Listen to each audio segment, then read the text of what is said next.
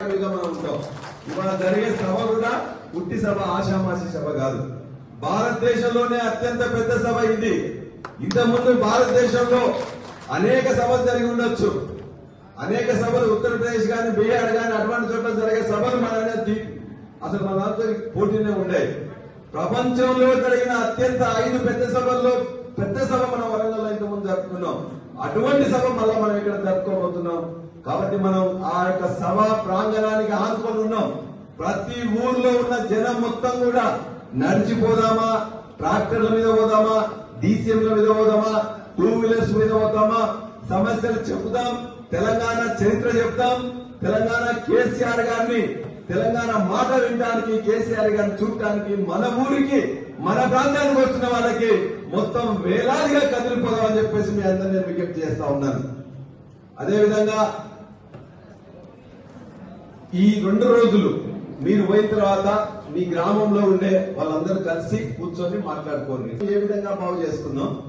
2024-23 December తర్వాత వచ్చిన తర్వాత పింఛన్ ఇస్తానని ఎట్లా ఎన్నికపోయారు, రైతు బంధు 15,000 ఇస్తా అని చెప్పేసి ఎట్లా ఎన్నికపోయారు, 2 లక్షల రుణమాఫీ చేస్తానని ఎట్లా చేయలేకపోయారు, ఇలా దొడ్డు వడ్లకు బోనస్ ఇస్తామని చెప్పి సన్న వడ్లకి ఎట్లా పరిమితం చేసిండ్రు, కరెంట్ 24 గంటలు ఇస్తామని చెప్పేసి ఎట్లా ఇవ్వలేకుండా ఉన్నారు, 4,000 రూపాయలు పింఛన్ పెంచుతామని ఎట్లా పెంచలేదు, 2,500 మహాలక్ష్మి ఇస్తానని ఎట్లా ఎగ్గొట్టిండ్రు, మా బుజ్జికి స్కూటీ ఇస్తానని చెప్పేసి ఎట్లా ఎగబెట్టిండ్రు, ఇవాళ నిరుద్యోగ వృత్తి ఇస్తానని చెప్పేసి ఎట్లా ఎగబెట్టిండ్రు.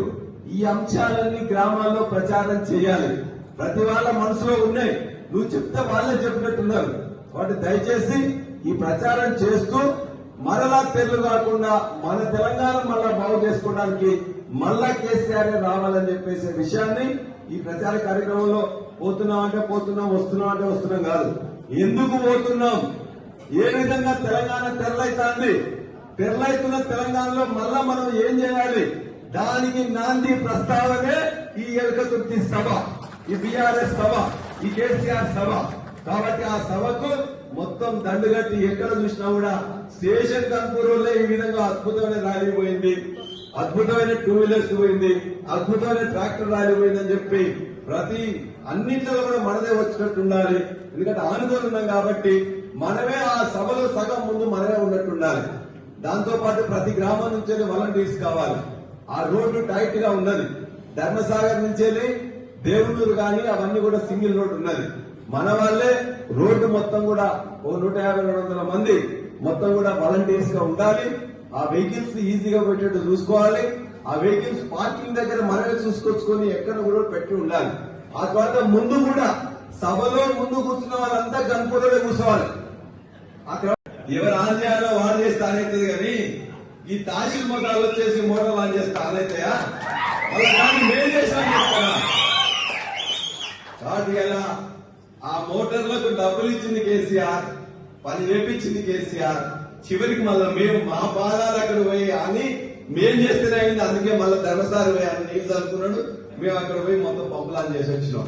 వాళ్ళ తర్వాత వేసుకోవచ్చు. అంతకుముందు రోజు రాత్రే నీళ్ళు వచ్చినాయి. అది ఫీల్డ్ అయినా మేమే పోయి మాట్లాడినా చేసినాం, అసెంబ్లీ అయినా మాట్లాడినాం, అధికారులైనా మనమే మాట్లాడినాం. అంటే దీని మీద ప్రేమ ఎవరికి ఉంటుంది. ఇవాళ మన ప్రాంతంలో మనందరం కూడా ఇక్కడ మట్టి బిడ్డలం. ఆయనకి ఇక్కడ ఏమున్నది, స్టేషన్ కనుక్కున్న ఆయనకి ఏం సంబంధం, ఏం లేదు కదా. అందుకే దాని మీద ప్రేమ ఉండదు. ఏదన్నా ప్రేమ ఉంటే రాజన్న కంటే మాకంటే ఎక్కువ దానికి ఉండదు కదా. కాబట్టి ఇవాళ దేవాలయాల గురించి చేతగాని ప్రభుత్వం ఇది ఏమన్నా చేసిందంటే మనం ఇవన్నీ మనం ప్రతి గ్రామాల్లో కూడా చెప్పాలి. ఆయనకి ఈ మధ్య చెప్తున్నాడు 800 కోట్ల పనులు గన్పూర్ తెచ్చినామని. మేము అడుగుతున్నాం ఇవాళ ఈ 7 రిజర్వాయర్లలో ఏదైనా రిజర్వాయర్ నువ్వు కట్టించినవా? ఇలా 2014 తర్వాత నువ్వు కూడా ఎంపీగా ఉన్నావు కదా. ఇవాళ జానక్పూర్ లో గాని, రాజారం గాని, లేకపోతే పైన మల్కాపూర్ గాని ఎక్కడ గాని పాయింట్లు, ఓటీ పాయింట్లు ఎవరు ఇప్పించారు? మేమే కదా. ఈ తర్వాత 103-104 కోట్ల పని కావాలంటే కింద భాగానంతా కూడా రాజన్న బాగానే ఇప్పించిండు. పై భాగాన్ని కావాలంటే ఇలా పీసర గాని, వేలేరు గాని, ముప్పారం గాని మొత్తం ఆ ప్రాంతంలో ధర్మసారి కనుక భాగంలో నీళ్లు కావాలంటే ఇవాళ మనం మీటింగ్ పెట్టుకొని చేసుకున్నాం. కేటీఆర్ గారు వచ్చి ఇనాగ్రేషన్ చేసింది కదా, అదొకటి. ఇక్కడ దరిగొప్పుల కింద ఉండే అది కూడా పని మొదలైంది. దాని ద్వారా ఇవాళ పై నుంచి పీసరా మధ్యలో కూడా మిగతా వాళ్ళకు కూడా నీళ్లు రాబోతున్నాయి.